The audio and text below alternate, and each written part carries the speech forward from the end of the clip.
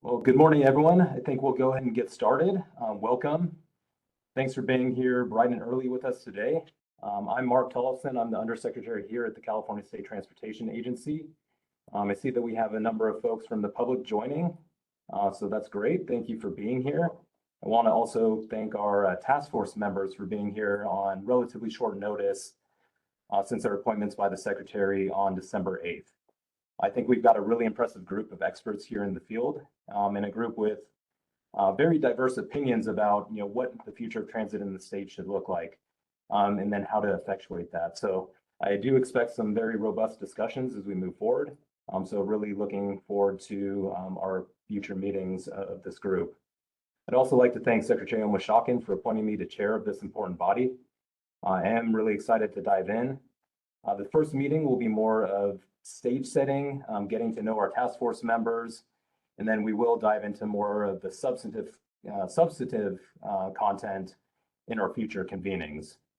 So with that, I'd like to hit my virtual gavel and officially call to order the Transit Transformation Task Force. So a little bit about why we're here today. So a bit of background. SB 125 required us here at CalSTA to establish and convene a Transit Transformation Task Force on or before January 1st of 2024. It required the task force to include representatives from the department, various local agencies, academic institutions, labor organizations, non-governmental organizations, and other stakeholders. The task force is required to establish a process to develop policy recommendations that grow transit ridership and improve the transit experience for all of those users or all of those services. Then, we at CalSTA, in consultation with all of you at the task force, are required to prepare and submit a report of findings and policy recommendations to the legislature on or before October 31st of 2025. So for our agenda today, we will hear from Secretary Omashawkin. He'll be providing some opening remarks.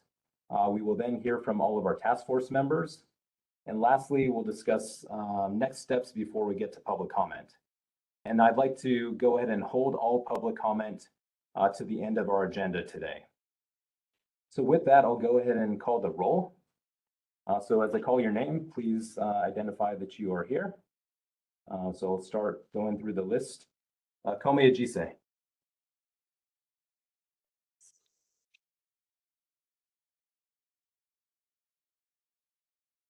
Did not hear Kome. Rashidi Barnes.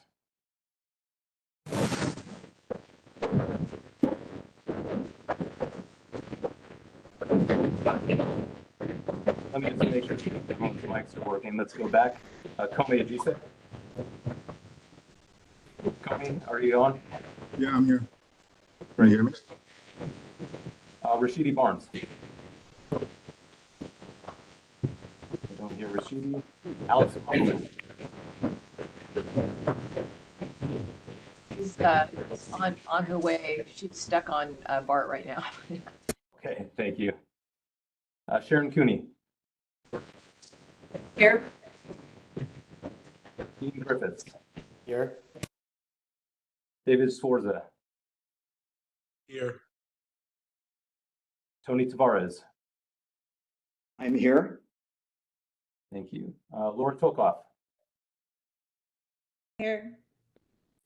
Amy Hance. Here. James Lindsay. Present. Eli Littman.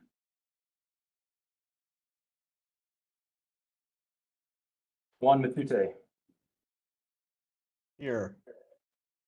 Kate Miller. Here. Laurel Molina. Here. Michael Turner. Here. Carrie Watkins. Here. Famous Murphy. Here. Laurel Paget Seekins. Here. Michael Pimentel. Here. Bob Powers. Carl Sidoric. Here. Mark Watts. I'm here. Melissa White. Hi, Eunice Rowe here for Melissa White. Great, thanks, Eunice. And Jim Wonderman. Okay, great. Believe we have a quorum. And then before we turn the stage over to the secretary, I'd like to go over a few housekeeping items. If you'd like to speak, please utilize the raise hand function. We will try to monitor that pretty closely today. Also, just a couple things for our task force members.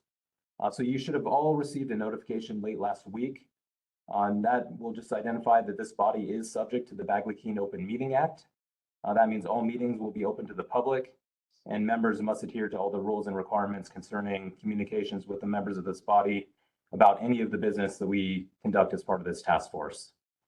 Please also be sure to complete your Form 700 by January 7th of next year. Task force members are also required to take the online ethics training course provided by the Attorney General's office within 6 months of your appointment.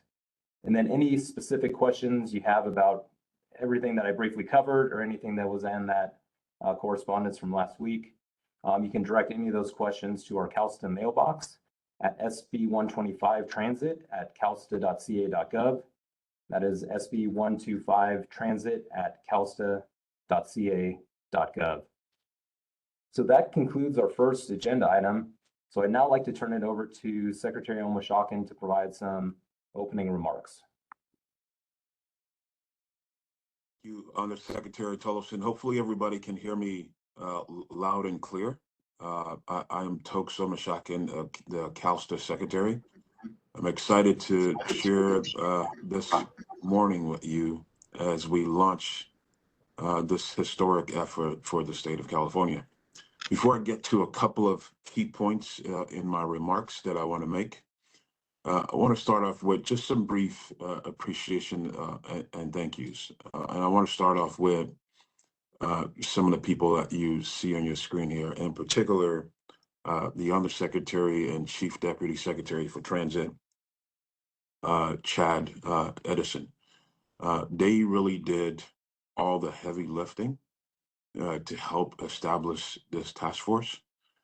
So when you get a chance in a virtual way this morning or later when you see them or via email, help thank Mark and Chad for all the work that they did to help us establish this task force. Next, I want to thank Governor Newsom for his vision and his leadership on transit issues. I think most of us here know how challenging the budget season was last year, and this upcoming budget season as well. We see some of the predictions as far as our budget goes. But this last session, Governor Newsom worked with many of you and our state legislators to help get SB 125 on the books. And that's why we're here today. So thanks to the governor and thanks to our legislators who worked hard and fought hard for transit for the people of California as well. And finally, and my thanks is to all of you for taking the time. I know this is not easy. Many of you have very busy schedules, but you're committing yourselves to an effort to improve transit for the state, public transportation for the state. So much appreciation to all of you in this commitment. I will tell you, I will caution you that this effort is not going to be easy. It's going to require consensus. Sometimes it's going to require sacrifice. But if we keep the big picture in mind of what this effort is truly about, to improve ridership, improve the transit experience for users in this state, I believe we can make a tremendous difference together. So that's it on the thanks and recognition. The two key things that I want to share with everybody this morning. Number one is the historic nature of this effort. The fact that this is a significant milestone for California. Never has there ever been a committee or task force or an organization such as this with this big responsibility.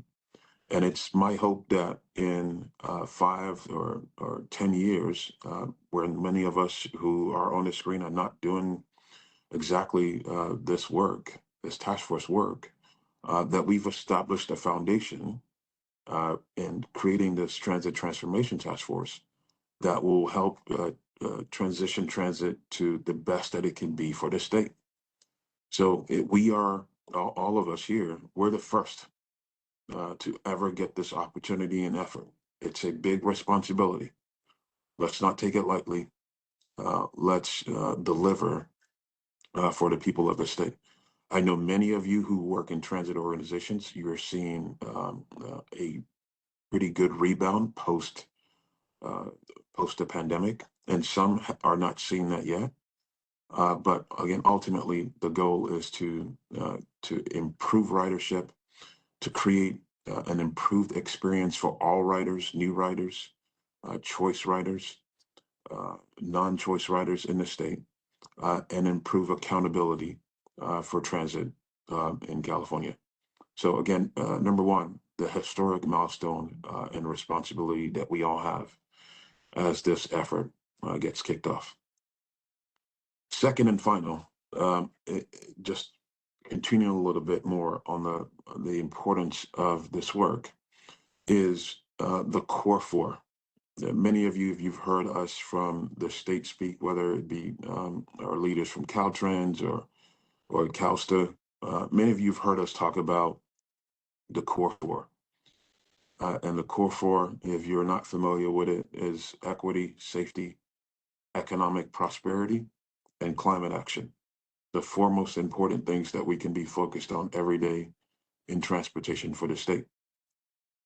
To me, one of the key ways for us to achieve better outcomes in that core four, and I know many of you agree, is to improve transit, to improve public transportation.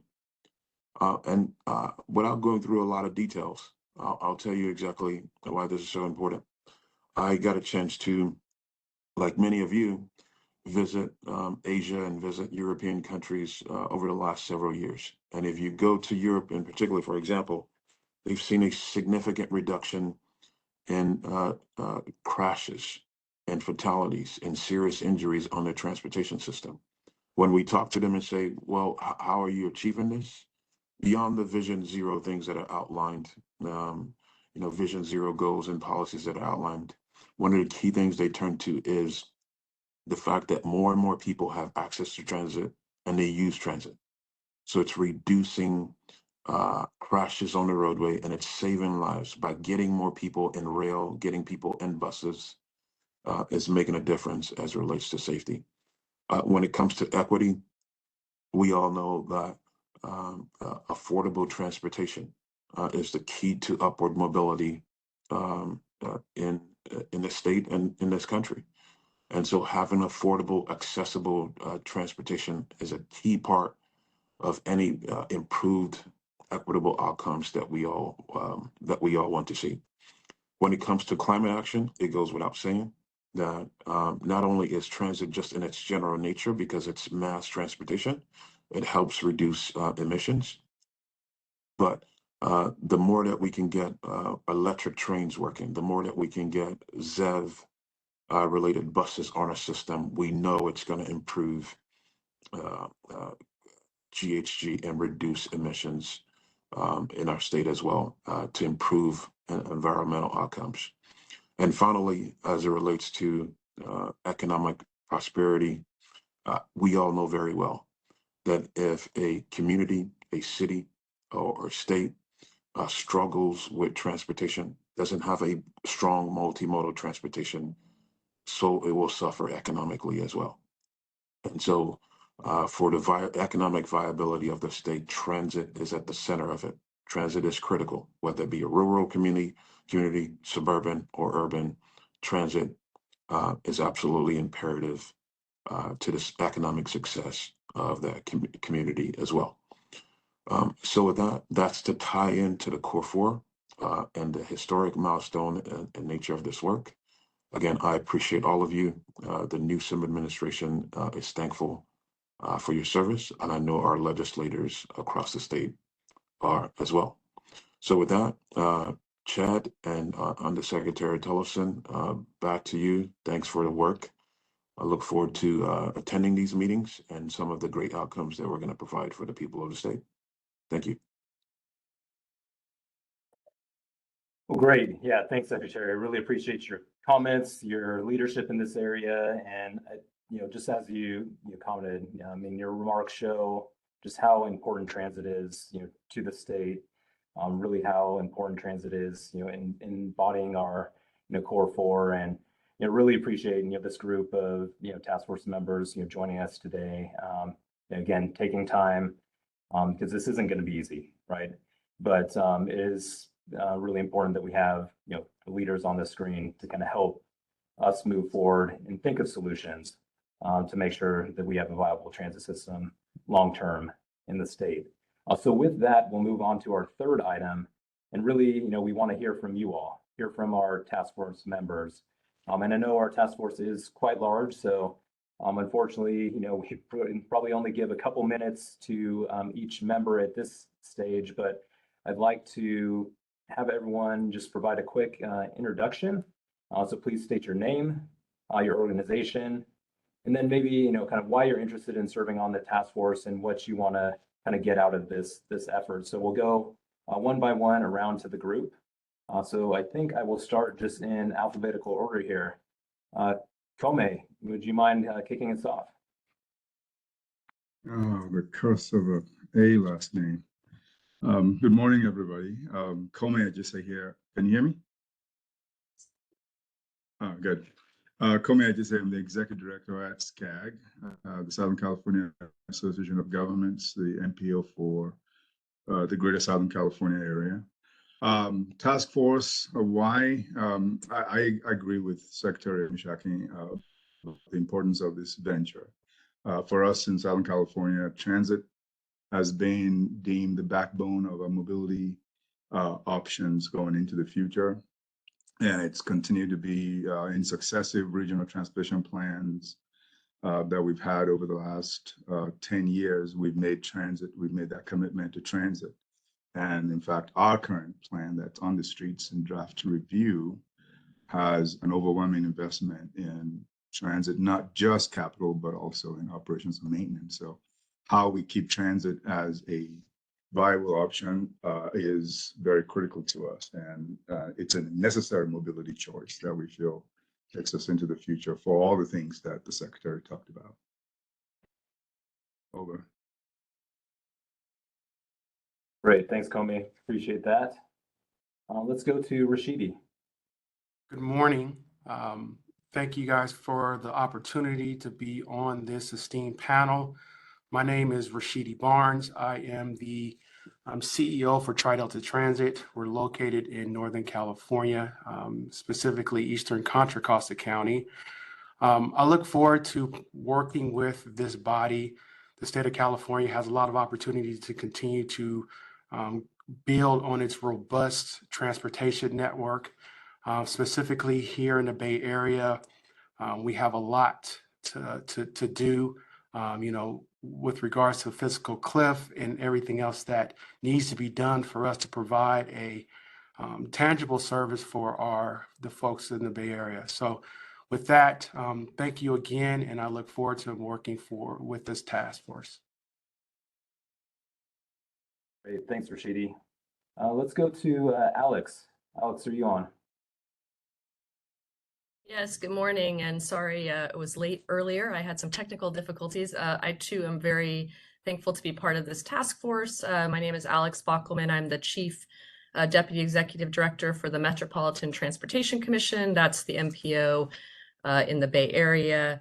And, I guess just to echo the Secretary, I mean, the transit is so foundational to meeting the goals of California and for the Bay Area, so I think really having an opportunity to work with people throughout the state and really identify how we can come together and make transit what we need it to be for the state, I think is really important. I think, foundational to that is making sure that we are, investing in our system and making sure we have enough service.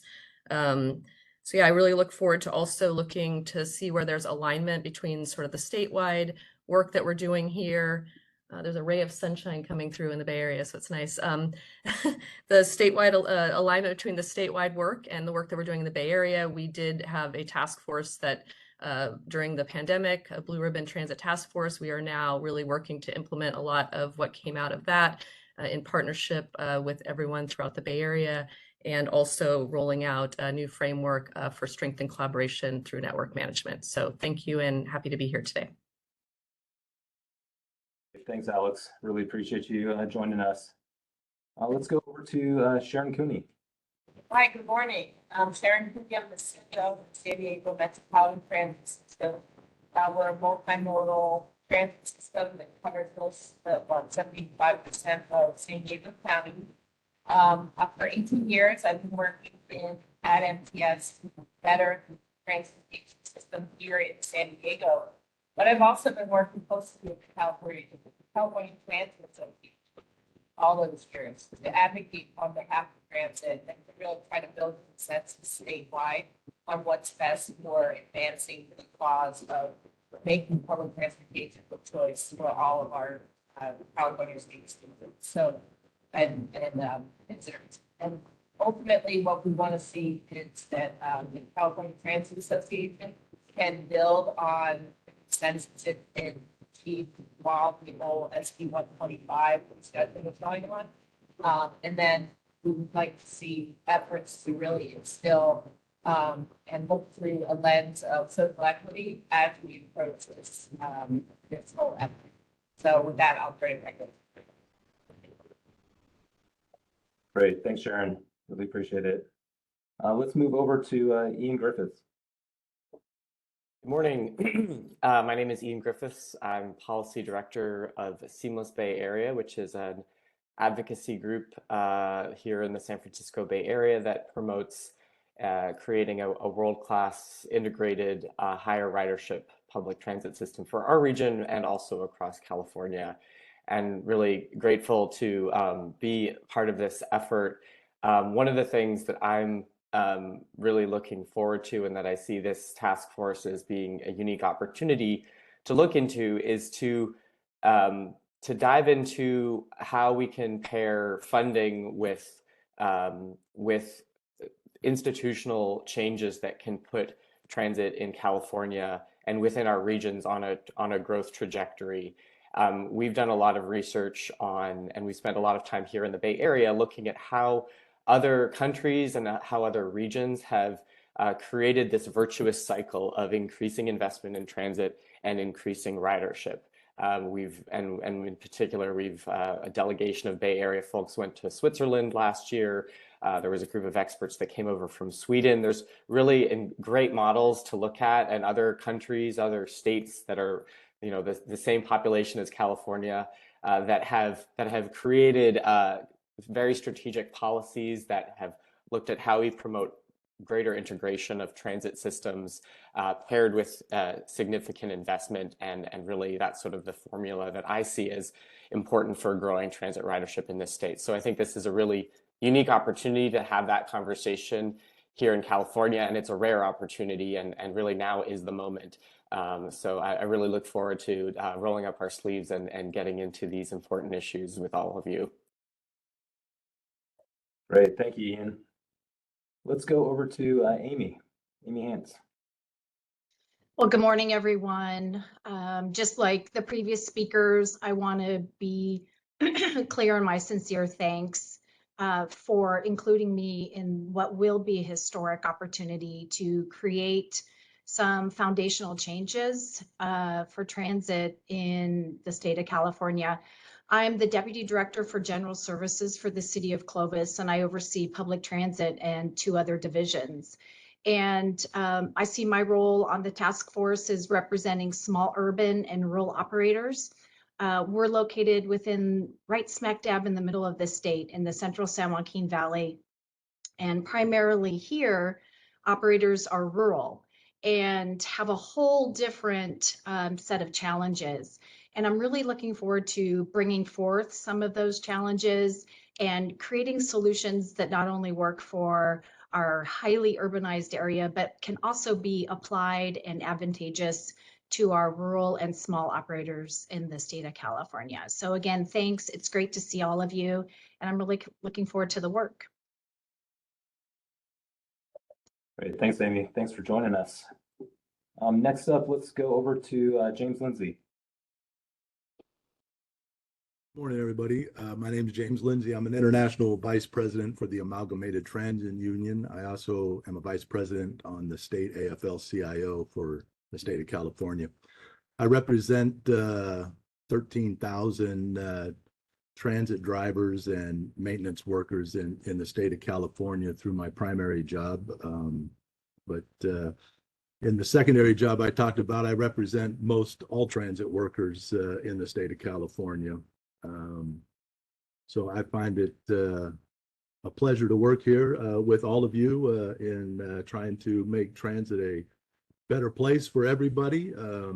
I've been involved in transit for the last 34 years of my life. It is important to me. I take transit on a regular basis, both in the Bay Area and in Southern California where I live. I believe one of the most important things that we need to solve is safety. Our transit operators, our drivers are being assaulted way too much, way too often, and it's causing a major problem on all of our transit systems. There's not a transit system here that doesn't have this problem. And it causes a problem for passengers. You talk to passengers on a regular basis and you'll see that safety is one of the main reasons why they don't ride our systems. So I believe this is something that we got to solve and solve quick. Thank you. Great, thanks for that, and really appreciate you being on to get that voice from the worker perspective. I think that's going to be really helpful as we move forward. Let's move over to Juan. Hi, everyone. I'm Juan Matute, Deputy Director of the UCLA Institute of Transportation Studies. Here I do something like a Chief of Staff for our research center, but I also have teaching and research program of my own, where I've worked with teams to do research on environmental life cycle assessment for transit and transit-oriented development, statewide strategic planning for transit, user-centered service planning, finance and governance for transit and transportation. I've also been involved in public educational activities, such as symposia on public mobility and transforming transportation, and a short film our research institute released last summer on the importance of public transit. And I'm here because I believe that this is one of the most important things of this group to do for the state. Successful public transit is the lifeblood of a future for California that is more equitable and sustainable and housing secure. And I look forward to working with you all to figure out how to make that happen. Great, thanks, Juan. Let's move over to Kate Miller. Hi, good morning. Well, I am certainly honored to serve on this task force, and I appreciate Secretary Omashawkin's appointing me to this. I'm the executive director of the Napa Valley Transportation Authority, and it is not only a county transportation agency. We operate Vine Transit, which provides transit services to everybody in Napa County and connects to BART, Amtrak, and the Vallejo Ferry. I have been a transit rider most of my life, mostly to escape the suburbs and get to the city. I used to take the AC Transit Transpace service as a 12-year-old. It was safe and it was convenient, and I would go visit my grandmother in San Francisco. And now that I find myself operating a suburban/rural system, I realize how essential it is to move people, especially people who are low income or for other reasons cannot drive. And we need to provide equity for those people, and we need to identify resources to make sure the transit is convenient for everybody, not just the people who can afford to use other modes. That said, also, I've noticed that there's been a huge shift in where our vehicle mile travel is happening. A lot of people are not commuting to the central urban areas, and it seems to me that we need to find also or get at how to address the increased VMT that occurs in the rural and suburban areas in the middle of the day now. So I'm really excited to serve with all of you, and I look forward to us finding a number of solutions to make all of our systems better. Thank you. Great, thank you, Kate. Let's go over to Laurel. Hi, thank you. My name is Laurel Paget-Seekins, and I am Senior Policy Advocate for Public Advocates, which is a statewide nonprofit working on transportation, housing, and education policy in California.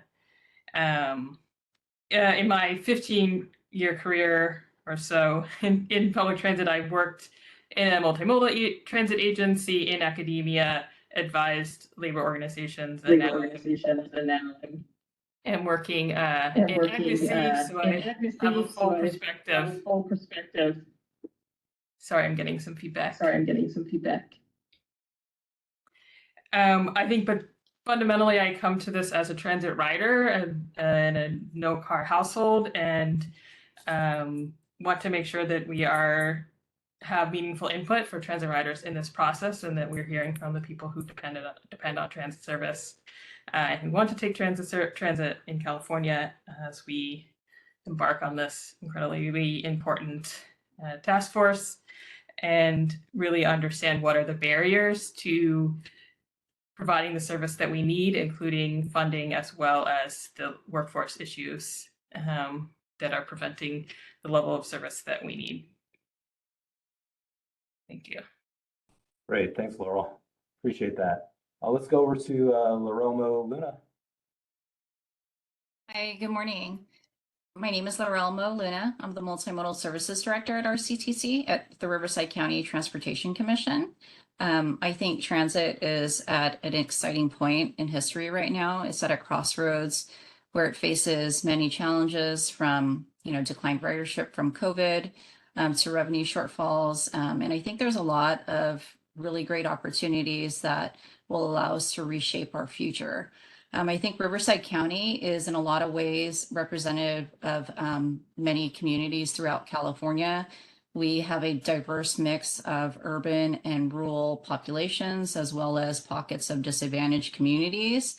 And I think a lot of the experiences that our transit operators have gone through and what our riders are facing are things that we can share. So I'm really humbled and honored to be part of this esteemed group, and I look forward to working with all of you.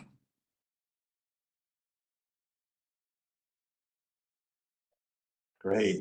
Yeah, thanks for being here. Let's go over to Seamus. Thank you, Chair Tolson. Seamus Murphy with WIDA. We operate the San Francisco Bay Ferry Service. Looking forward to serving on this group. Thank you to the Secretary for convening us. It's obvious that we have the right group of folks here, I think, to tackle this really important challenge. It also seems like we're going to end up identifying a lot of different solutions. We have diverse experiences here. It's already been said that the pandemic has impacted our agencies and our systems in different ways. We've all recovered at different rates. And I think the important thing for us, one important thing for us moving forward, is to figure out what are the common denominators, what are the solutions that are going to make sense for all of us in a statewide manner, and how can we pursue those?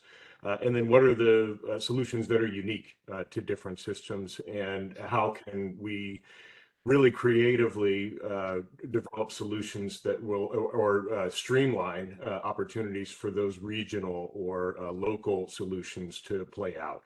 And I just want to emphasize the learning from others. I know that we're all open to learning from the different experiences that we've had in our agencies as a part of this task force. Mr. Griffiths talked about learning from the experience of others around the world, and I think that is really important around the country.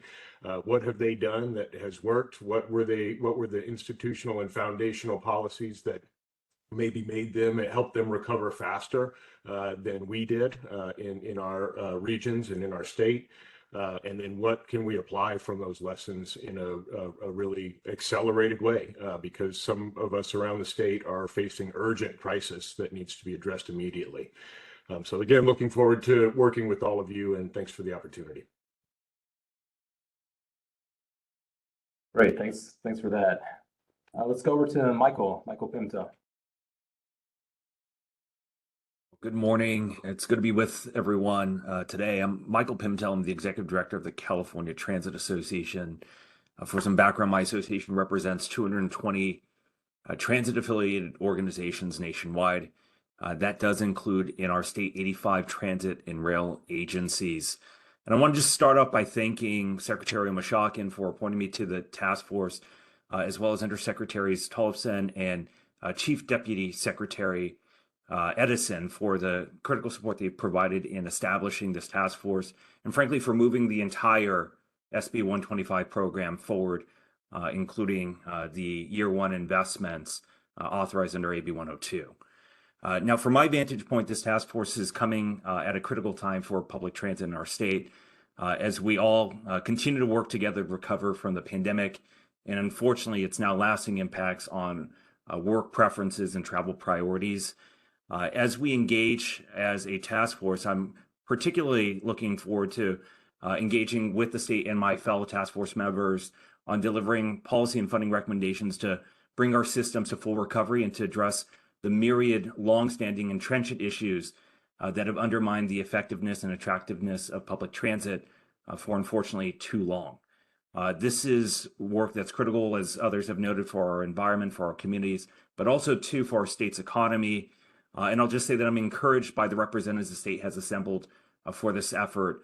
I've worked personally, my association has worked directly with so many of them to advance recommendations and ultimately solutions on transit funding, transit priority, safety for our workers and riders, the transition to zero emission technologies, as well as reforms to performance metrics. It's in all of these areas where we're going to have to be focused as a task force, but also to a few others, including transit access and worker recruitment. And so just look forward to diving in, and thank you again for the opportunity. Yeah, thanks, Michael. Appreciate your work and your kind of agency's work in helping us kind of move transit forward. So really appreciate you being here. Let's move over to Carl. Thank you. Again, to echo some of my peers, I'd like to thank the Secretary for my appointment to this task force. I'm the CEO for the Monterey Salinas Transit District, who operates in a very large swath of the Central Coast, serving urban areas and rural communities in San Luis Obispo, Monterey County, Santa Cruz County, and all the way up to Santa Clara County, in a service area that's equivalent to, say, the distance between Long Beach and Bakersfield, or between San Jose and Sacramento. In this area, MST has a brand vision of connecting communities, creating opportunity, being kind to our planet, and we view our activities through the lens of safety, dependability, friendliness, diversity, and achievement. So I think we match well with the four core that were spoken of earlier. I have 35 years in public transit operations. That's hard to say that these days. 12 of those years were down in Southern California and Long Beach Transit in the LA urban area, and the last 23 here in the Central Coast. And what I've learned in that time is that sometimes through our state programs and funding programs, we get the results we intend, and sometimes we get unintended results. And I'd like to see us get more of the results that we intend to get and the outcomes that we intend to get, and to lessen the opportunity for unintended consequences. And I'd like to, over the years, I've learned that to provide the safe, dependable, friendly, equitable services that we all strive for, that we need dependable and predictable funding. And we also, I'd be interested in also looking at how we can streamline project delivery so that we can impact our communities for the better quicker than we can today. Thank you.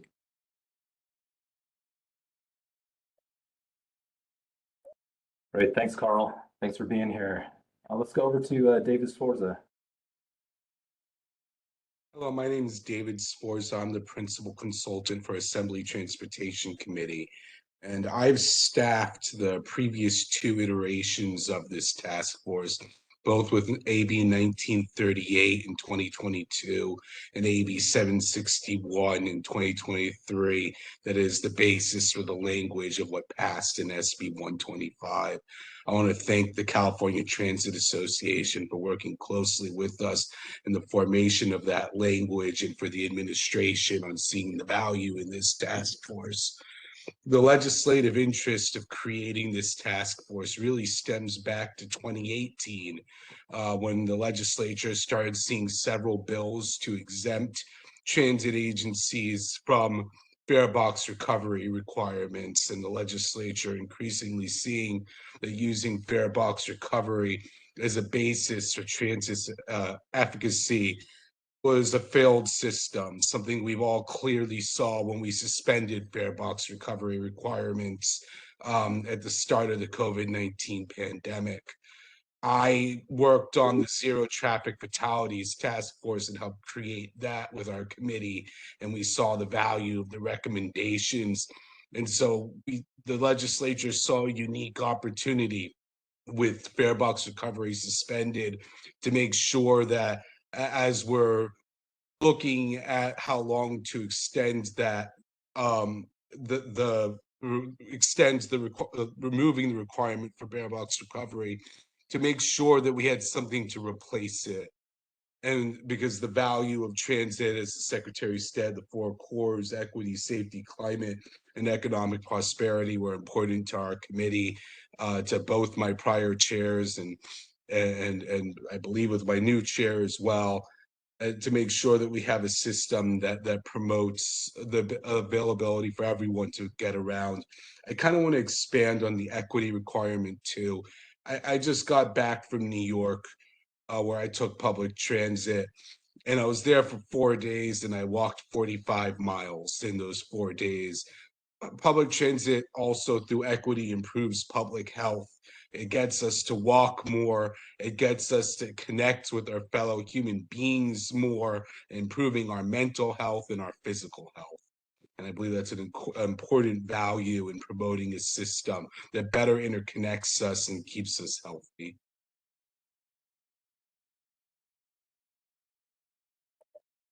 Yeah, thanks, David, and really appreciate, kind of your history on this issue, helping us get to this point of establishing, this task force, and giving that legislative, perspective, because absolutely, we will need, our legislative partners in this to, kind of help it move, anything forward. So I really appreciate you being here, and, also recognizing, and transit in other places, how that works. And I think it also gets into some of the things even kind of beyond transit with respect to, land use, housing, and some of those policies as well that, we'll probably touch on as part of this group as well. So yeah, thank you for being here. Let's move over to our Caltrans director, Tony. Yeah, thank you, Undersecretary. I too want to thank Secretary Omishakin for appointing me to this task force, and want to thank you, Undersecretary, as well as Chief Deputy Secretary Edison, for all your work in putting this task force together and compiling all of us here. I feel very honored to be part of this task force and working with all of you. As the Secretary mentioned, and it's been mentioned also by David just now, also the core four of safety, equity, climate action, and economic prosperity. Those are the areas that Caltrans is very much focused on for California. And I personally am a user of transit, have been my entire life, have seen my grandparents depend on transit when they lived in the Bay Area, the East Bay, to be exact, and AC Transit. And that was their only means of transportation, and understanding how important having a robust transit system is to people to ensure their economic prosperity, but also their safety and equity, and also reducing the amount of vehicles that are on the roadways is so important to us. I personally had the experience throughout my adolescence and teenage years riding the Monterey Salinas Transit Carl's system, and very grateful for that, because that allowed me to get from school to home, get from home to my part-time job, but also allow me to do activities that I would not have been able to do if transit was not available. And so as we embark on this journey, I hope that we will all come together to develop some policy recommendations that not only improve the public transportation experience in our urban and metropolitan areas, but that we also remember that there are gaps in our transit system in the rural and suburban areas, and how we come together to deliver truly a world-class transportation system for all people in California. So I'm grateful to be part of this task force. Look forward to working with all of you. Thank you very much. Great, thank you, Director. Let's go over to Laura Tolkoff. Good morning, everybody. I'm Laura Tolkoff. I'm the Transportation Policy Director and Interim Chief of Policy for SPUR. SPUR is a nonprofit public policy organization that works to make the Bay Area more sustainable, equitable, and prosperous through research, advocacy, and engagement. We're really thankful for the opportunity to serve on this task force and with all of you. We're coming to this task force with a hope that we can collectively develop a roadmap to get the state's transit systems on a more sustainable business model. And for us, that sustainable business model for transit is a model that really aligns the state's goals for transit with the ongoing resourcing, operational capacity, institutional capacity, and land use policies that we realistically need to deliver that system that we aspire to, so that we can really grow access, grow ridership, and really make transit the default and best option for getting around, particularly in our urbanized areas. So really looking forward to tackling these big challenges and opportunities with all of you here. Great. Yeah, thanks, Laura. Let's go over to Michael Turner. Thank you, Mark. And I want to first express my appreciation to the Secretary for appointing me to this task force. And I look forward to working with everyone here because we all collectively are part of a very big and complicated state. And it's going to be important for us to get consensus on all of the challenges we face. I think we'll find that we actually have a lot more in common than we have in terms of our differences. And I'd say, for example, Los Angeles County actually has some of the same kind of challenges as some of the rural areas up in the North County. So I think we have more in common than we have differences. I think we're all facing the challenges coming out of the pandemic with our loss of ridership and the revenue challenges we all faced. We're seeing that ridership come back, so that's important. There are also things we learned that are very important to keep in mind, which is that transit was very critical to keeping the economy going during the pandemic. We found, for example, in LA that the essential workforce relied on our transit system. And so it's going to be important that we ensure the long-term viability of our transit system going forward. In LA, we also have significant opportunities because of the investments we're making to expand our transit system. And we want to make sure those investments serve the broader LA County. But I really want to close on two notes that I've heard people talk about that are part of the core four. And that's the first is equity. Everything we do at this agency is looking through a lens of equity. But I really want to highlight something that Jim said about safety. We have seen with our riders, but with our also with our employees, the importance of safety on our system. There are thousands of people every day that get buses out of the yard, that get trains out of the yard, that clean our stations, that help our patrons. And the safety of those employees and the safety of our riders is very important. And I think something that I would like to work with this task force to address. So with that, I'll close there. Great, thanks, Michael. Really appreciate the comments. Let's go over to Carrie. Hi, I'm Carrie Watkins. I'm an associate professor in civil and environmental engineering at UC Davis, and I conduct research with the Institute of Transportation Studies at Davis. I want to echo what everyone else said. Thank you very much for including me on the committee, and I look forward to the work ahead. I'm actually not a lifelong transit rider. I grew up in Detroit in the suburbs, and at 1 month shy of 16 years old, I moved to Germany as an exchange student, and it completely changed my life and the trajectory of my career. It was there that I developed a love of transit, of trains, of buses, of the freedom that came with being able to get around without being chained to a vehicle. And from there, I started a career, attended Georgia Tech, became a consultant doing planning and design of transit systems, and eventually got a PhD and became an academic. My academic work has been on rider tools and using technology to improve trip planning, real-time information, those kinds of aspects. And more recently, I've done a lot of work on understanding the factors that influence ridership and to what degree. It is with all of this that I come to the committee as someone who's new to California. I was in a faculty position at Georgia Tech, and I just moved here a year and a half ago.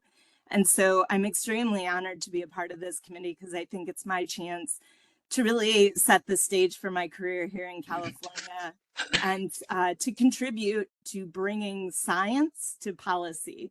So what have we learned in all of these various studies through the years and trying to understand ridership, and how do we actually make change within the state to set the policies that are going to do all the things that we're talking about. So again, thank you so much for including me on the committee, and I look forward to the years to come. Great, thanks, Carrie. Really looking forward to your perspective on the task force. Let's move over to Mark Watts. Thank you very much. First off, I just want to comment, I'm suffering from having the construction work at the Capitol banging away in the background, so I will be very careful to keep the muted when it's necessary. But I want to start off by thanking Secretary Omachaka, you, Mark Olofson, and Chief Deputy Secretary Chad Edison for including our organization through me on this panel.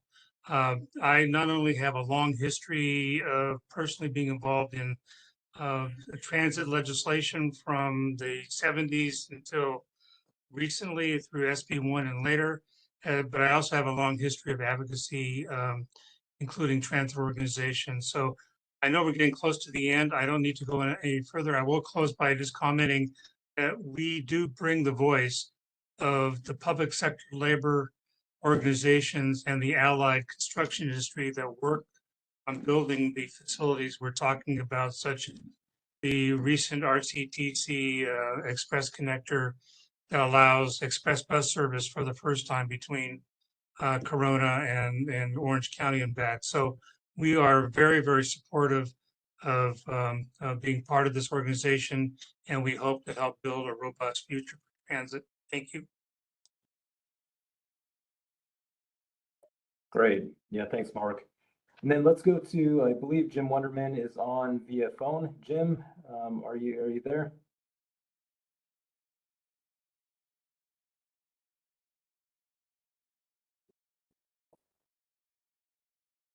Yeah, can you hear me at all?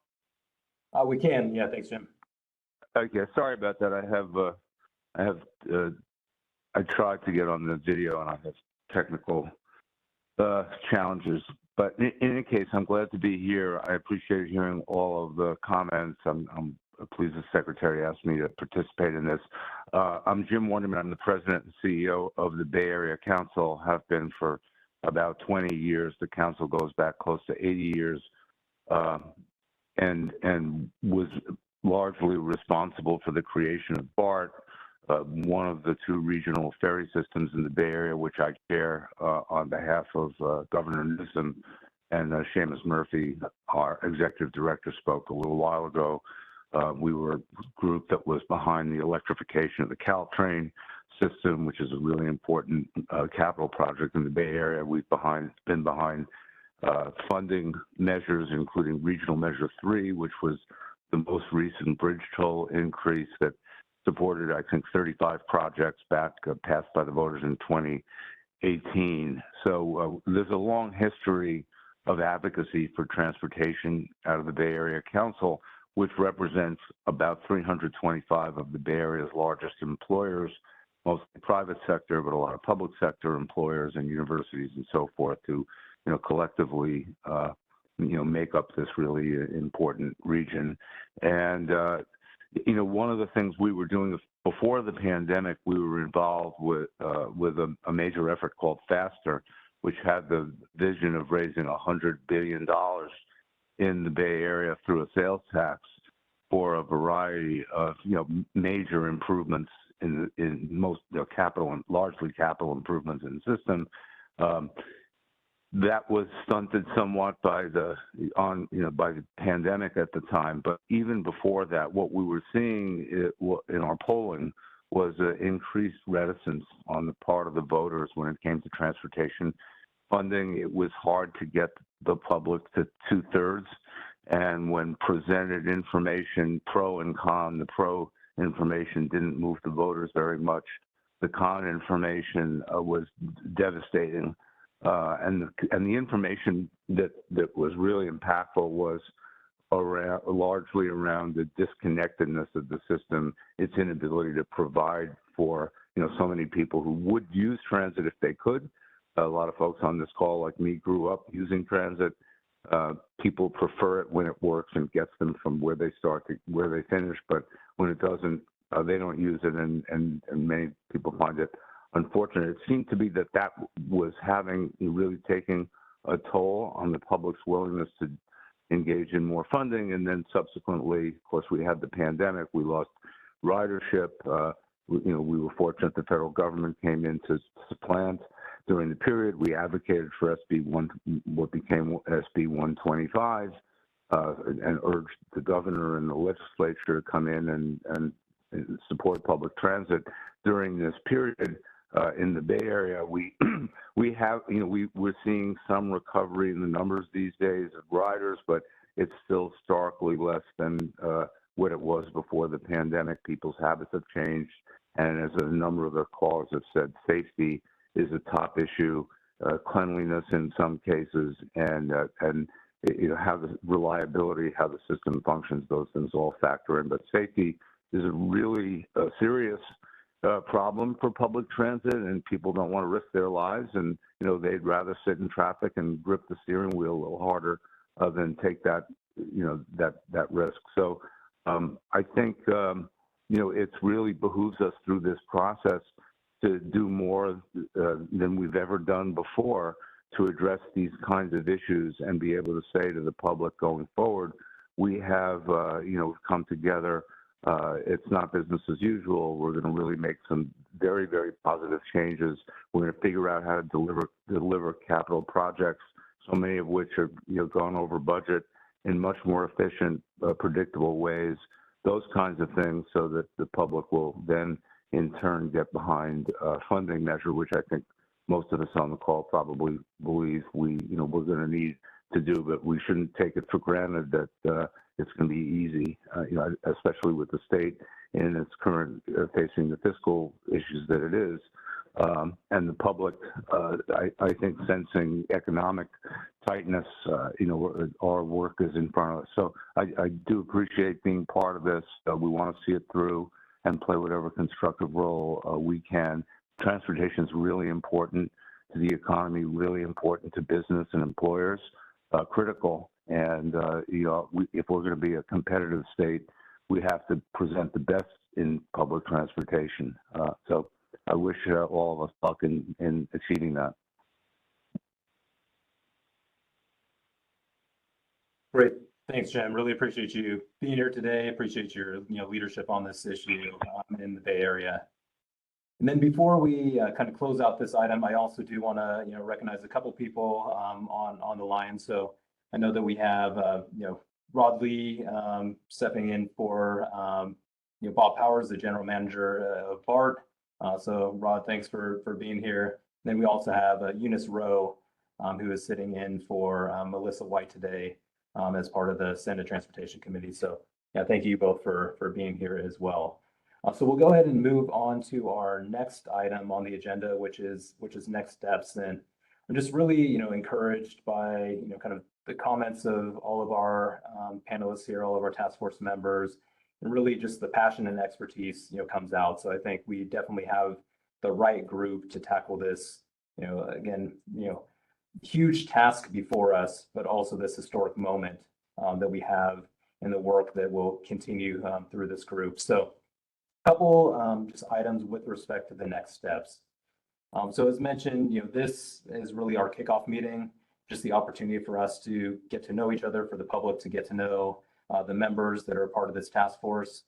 The plan is really for us to meet every other month, beginning in February. That's when we're really going to dive into the meat of the issues here. We hope to have the schedule for the year identified in early January. So hopefully that way you all can kind of plan for what's to come throughout the year. We're also in the process of bringing in a consultant to help support the effort. And we do plan on establishing a technical committee to help bring background and ideas to this task force, for discussion. And just a few things, as mentioned before, we are required to submit a report to the legislature by October 31st, 2025. I think much of that content will really build from the SB 125 plans that will be submitted from our regional agencies. So a lot of the data, on ridership, operations and maintenance, some of the challenges coming from the pandemic, some of the opportunities coming from the pandemic, for our transit agencies, some of the safety issues that were brought up by a number of our members, the workforce challenges, all important, as well as metrics, measurement, and some of the other policy changes that we want to really tackle as part of this group. SB 125 did, create some very, I guess, direct things we do need to tackle as a group. So we will be sure to make sure that we are following statute in terms of our overall requirements. But I will just go over a few things that the report that we have to submit is intended to include. So I'll just kind of read through just so kind of the task force here has a little bit of refresher there, as well as our members of the public that are joining. So that report has to address how to improve mobility, how to increase ridership on transit, looking at things such as service and fare coordination and integration between transit agencies, coordinating scheduling, mapping and wayfinding between agencies, providing a clean and safe ride for passengers and operators, increasing frequencies and reliability through various strategies, looking at real-time transit information as well, strategies to provide first and last mile access, which is extremely important to make sure that we are actually meeting people where they are, strategies to achieve fleet and asset management goals and needs, including funding approaches. Also the land use aspect, so changes to land use, housing, and pricing policies that could also improve public transit use. Strategies to address the workforce recruitment, retention, and development challenges that many of your operators are facing. One of the big things that's been discussed for a number of years is looking at opportunities to reform the Transportation Development Act. So we'll tackle that issue as part of this group. A few other things, identifying the appropriate kind of state or agency that could be responsible for oversight and reporting in the transit space. And then also looking at new options for revenue sources to fund transit operations, as well as capital projects to meet that future growth of the transit system that we need. So a lot of issues to tackle. We will again dive more deeply into all of those issues as we move forward into the new year. But I did want to take the opportunity to just open it up to any of our task force members. If you have any comments with respect to our next steps or where you think we need to head as a body here. So I did want to at least give the opportunity for some of our task force members to chime in.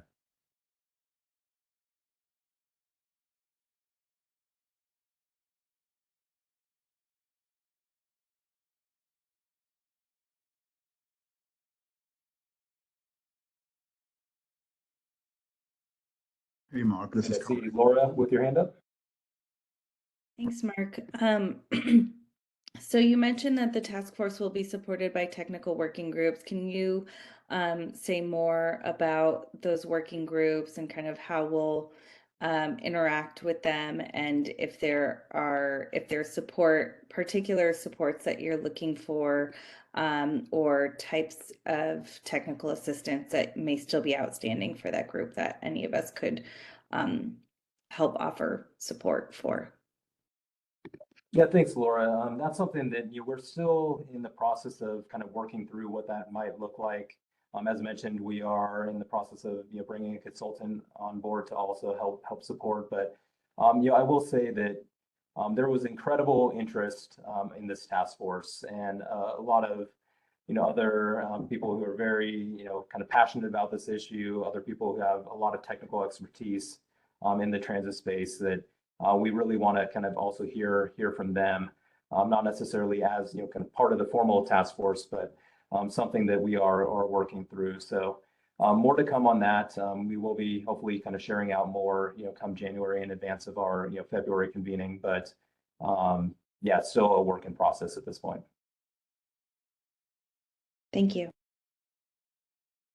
Then let me go over to Kome. I see your hand up. Yeah, thanks, Mark. I was just, you mentioned the formation of a technical advisory team to support this task force. And I think that's a good idea. But I was also wondering, since we're meeting every other month, if there is the thought about how much work we get done in between those meetings, and whether or not you're thinking about how we group all these items that you enumerated about what we need to get done into maybe subcommittees, such that we're all working on different things and then come together and deal with them in those meetings offline.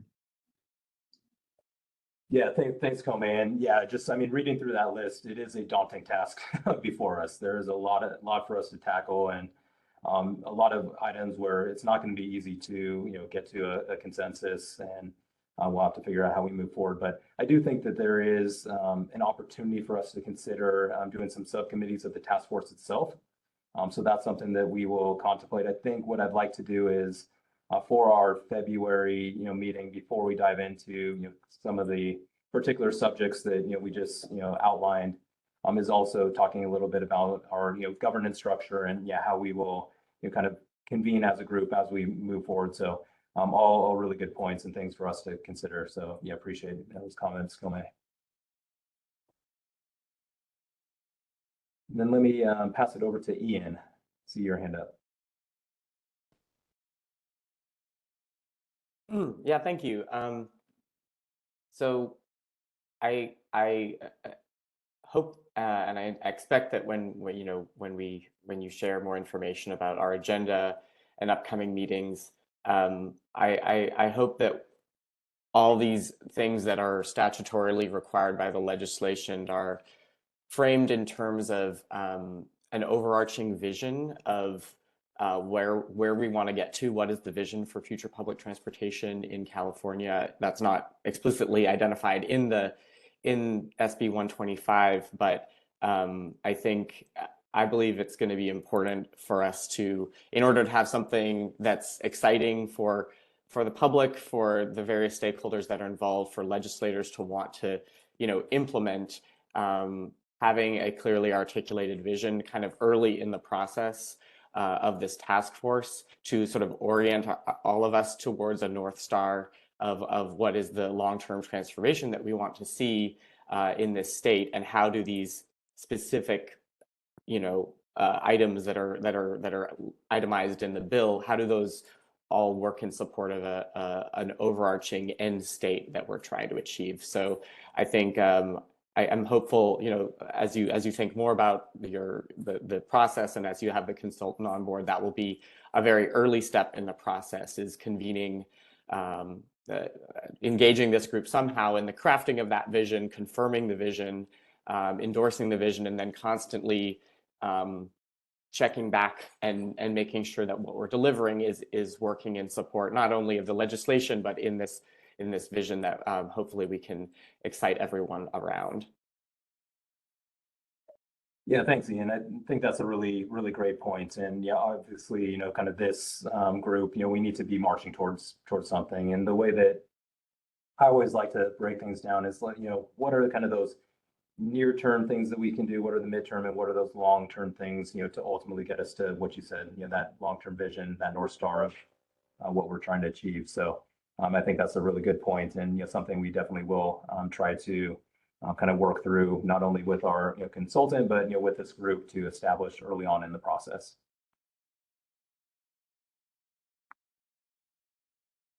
Then, all right, Laurel, I see your hand up.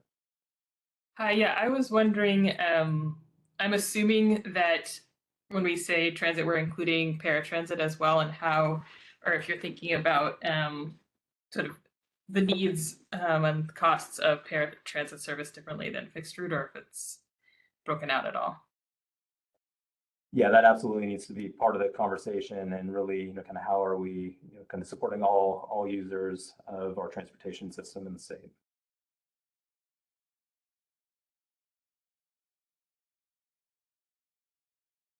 Mr. Watts. Hi, I just want to echo the thoughts that were just expressed by the previous speaker. I'm working in Northern California with some folks that are having difficulties working through this entire system of senior disabled services.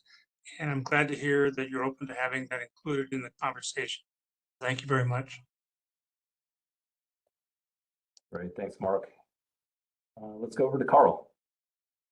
Yeah, I think we also need to discuss the innovative clean transit rule and the mandate placed on local governments, local transit operators, and the shifting availability in the marketplace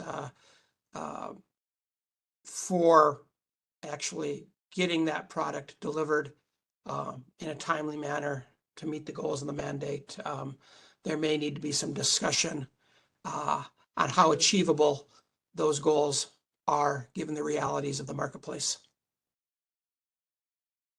Thanks, Carl. And I think that's definitely a topic that will come up as we think about fleet, think about the operations and maintenance for all of our systems here. So appreciate that comment. Michael. Sorry, Michael. Thank you for the opportunity to jump in. I would just maybe want to align myself with some of the comments that have been provided by a number of the other task force members. Agree wholeheartedly with the idea of establishing some form of vision for public transit here in the state, using that to guide what will be then focused, discrete conversations on individual components of the transit network, how we can make some improvements to our systems overall. What I do want to elevate, though, is as much as we will want to have those conversations about big long-term vision and Undersecretary, in your framing the kind of the near term, the midterm, and the long term policy recommendations or solutions, I think we should also make sure that we're spending quite a lot of time working through some of the frankly minor and oftentimes considered minutia aspects of running public transit that ultimately stifle our ability as agencies to run our systems effectively. And so I think some of the speakers have already outlined some of those areas where there will need to be focus on, say, workforce recruitment and retention, or on public safety. And so just want to give voice to just the general process I think several members have spoken to. No doubt as we move forward, we'll have more opportunities to talk through more specifically the mechanics of how this all comes together. But I think a lot of good initial ideas here. One final and separate thought is to the previous speaker who spoke to the ICT regulation. Do want to make sure that I'm scoping up also and reflecting that at this stage in the state, we have all of our fleets as transit agencies under zero emission transition requirements. Transit bus, of course, under the innovative clean transit regulation that Carl Sidoric spoke to, but then also two passenger commuter rail systems under the in-use locomotive regulation, and our ferry operators under the commercial hovercraft regulation. As we are having that conversation, because I would stipulate it's an important one, given the capital draw, the operational draw of that transition, let's make sure that we are focused on the multimodality. I know Carl wasn't looking to be exclusive, but didn't want to make sure that it was elevating that broader set of interests as we're having this broader conversation. Yeah, great points. Yeah, thanks, Michael. Laura, let's go back to you. Thank you. I appreciate all the feedback that my colleagues here have given. I would also love to offer and urge this group to take a look at the bigger picture around how the state is resourcing transit. I've heard TDA and other specific programs named here, but I think given the transformational aspirations, it would be great to kind of have a level setting conversation where we can really understand the state's role in funding transit operations and capital improvements today, kind of how the money flows, how that compares, how the state's funding role compares to other states, and how it compares in the how the state's role in funding transit compares to the way it funds other modes, and to what extent the scale of our funding programs are perhaps aligned or misaligned with the goals and vision that the state has, and that we will collectively discuss here. Thank you. Yeah, thanks, Laura. And I do think that, that funding conversation is, difficult as it is, and, especially as you all know, the budget that we are, kind of moving into always, becomes a challenge. But looking into the future, that is part of, what we are tasked to do is, look at opportunities to, kind of fund, transit, capital and operations, into the future. So definitely will be a part of this or the work that this body does.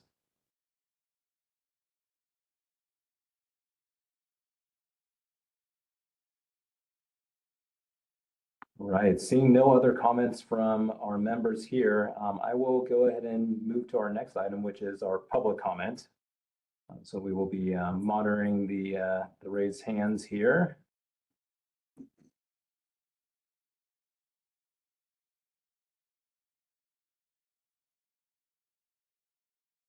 Then I will say, yeah, we'll limit public comments to 2 minutes for each member of the public providing comment. And let's see, looks like we have a hand up from Adina.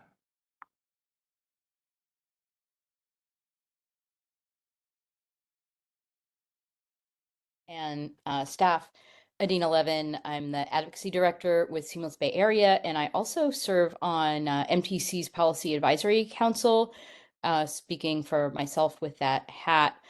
And a few comments. One is that we at Seamless were heavily involved in the organizing and advocacy around the passage of the SB 125 and helping to create these provisions in the task force and really building a very large constituency of various different groups in the public that help bring down the interim funding, and we'll be working with that statewide coalition that we built up there to keep people apprised. Not everyone can sit in on these in-depth task force meetings, but continuing to have a broad set of transit user groups involved will help both get feedback into this process as well as help to have the support that would be needed so that what this group comes up with is not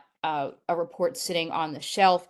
And glad to hear that the task force itself is looking at potentially how to help support that kind of activity.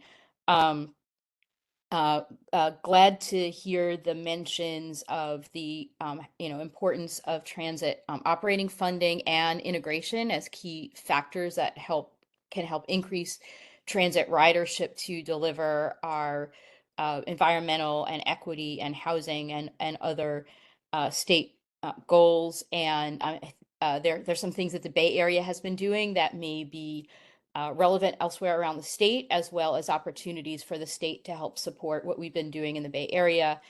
Lastly, glad to hear that this process will be considering accessible transportation as the population ages, that's going to be an increasingly important need. And glad to hear that that is going to be considered and not falling through the cracks. Thank you very much. Great. Thank you, Dina. Appreciate those comments. All right. I see a hand from William Walker, Chair of our Equity Advisory Committee. William.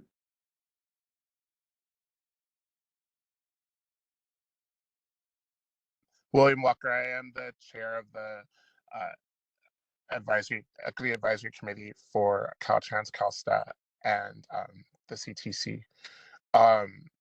I also want to say that the remarks I'm saying here are not reflective of those bodies because I am just speaking as William Walker myself. So, but hello everyone, and thank you all for being on this task force. I just want to be brief with my comments.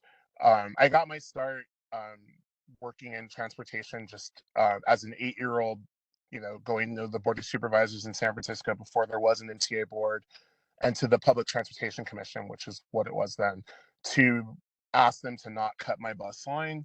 And that kind of got me intrigued about being a part of this space. And I just want to say that I know a lot of faces on this call, and that's good because I know that you're all, very, adamant about making sure that transit is plentiful and working for the community. But I want to make sure that we also find ways to bring in faces that I don't know, and hopefully with the Caltrans district, structure and the number of equity managers that are being brought on board in the 12 district offices, that this task force can be replicated just to get feedback at the local level, and for having those managers work with folks on this call at a district level, because that type of input will probably be easier to get. A lot of people don't know about this statewide structure. So those are my comments. Sorry if I took too long, and thank you. Great. Thanks, William. Appreciate you being here.